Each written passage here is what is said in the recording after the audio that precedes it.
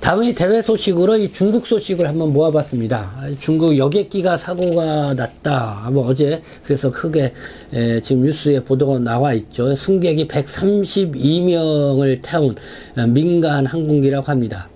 보니까 이 중국 동방항공 소속이네요. 그래서 중국 남부 광시장족 자치구 우조 텅현에 있는 산에 추락을 했다고 합니다. 위신 보도에 따르면은 이 탑승자 전원이 사망한 이례적 추락사고라고 하고요. 그리고 이 조종사 실수 혹은 이 오작동의 가능성이 크다 이렇게 얘기를 하고 있습니다. 이와 관련해서 주중 한국 대사관은 한국 국적자는 사망자에 포함되어 있지 않다, 탑승객이 없다, 뭐 이렇게 또 발표를 하기도 했습니다.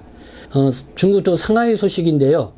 북한 여자 노동자 20명이 집단 팔복을 해서 북한이 이제 한 달째 추적 중이라는 소식입니다.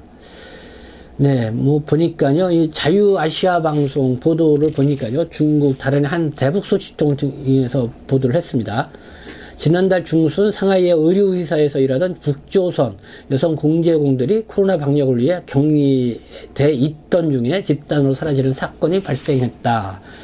그래서 이 북한이 중국과 협조해서 지금 한 달째 추적 중이다. 그래요. 이들이 어디로 갔을까요? 조만간에 뭐 한국에서 볼 수 있을 거라는 생각도 드는데요. 네, 어쨌든 이 상하이에서 20명 여성 봉제 공장에서 일하던 북조선 여성들이 20명이 집단해서 이렇게 소식이 있었습니다. 그리고 머니투데이가 보도한 내용입니다. 이 중국이 지금 제로 코로나에 왜 집착을 하느냐?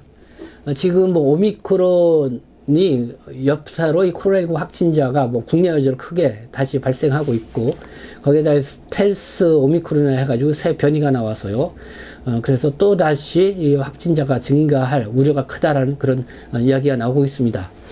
그런 가운데 이 중국에서도 지금 코로나19 확진자가 한 4,000명, 5,000명대 뭐 이렇게 크게 늘어나고 있는 이런 상황이라 이 초비상 상황입니다. 그런 가운데에 이 중국이 과연 이 오미크론의 확산을 막을 수 있겠냐, 여기에 대해서 막지 못할 것이다라고 하는 그런 전망도 이렇게 나오고 있는 상황입니다. 그렇지만은 중국은 계속해서 이 제로 코로나를 이렇게 집착을 하는데, 왜 그런지 뭐 머니투데이가 좀 분석해서 기사를 썼습니다. 그게 뭐 세 가지를 이렇게 볼 수가 있습니다. 자체 개발한 시노백하고 시노파 효능이 떨어졌기 때문에 그렇다. 그러니까 지금 그래도 지금 오미크론 코로나19 확진자가 많이 발생하고 있지만은 이 백신 접종을 하는 사람들의 치명률이 아주 극히 낮죠.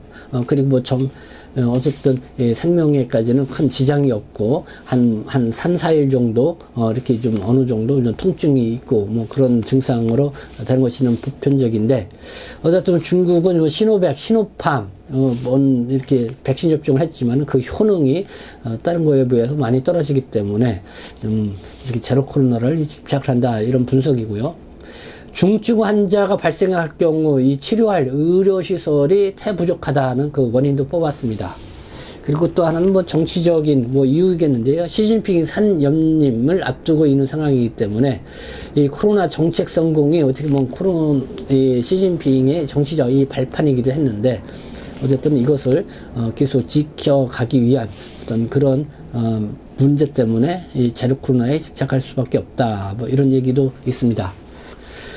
네, 그러면서 우려되는 것은요, 뭐 중국 저장성 윈조, 샤오니, 항저우 등이 방역 당국이라고 합니다. 이 한국에서 수입하는 의료를 구입한 사람은 반드시 코로나 PCR 검사를 받아야 한다고 이렇게 방역 조치를 내렸다고 해서 또 국내에서 크게 또 이 부글부글 여론이 끓기도 했습니다. 그러니까 지금 코로나 확진자가 국내에서 한국에서 크게 늘어나고 있으니까요, 이 한국산 물품을 구입한 사람들에 대해서도 이 코로나가 확진됐다는 이런 주장 때문에 그렇다는 이런 얘기인데요. 어쨌든 뭐 씁쓸한 이야기가 아닌가 생각합니다.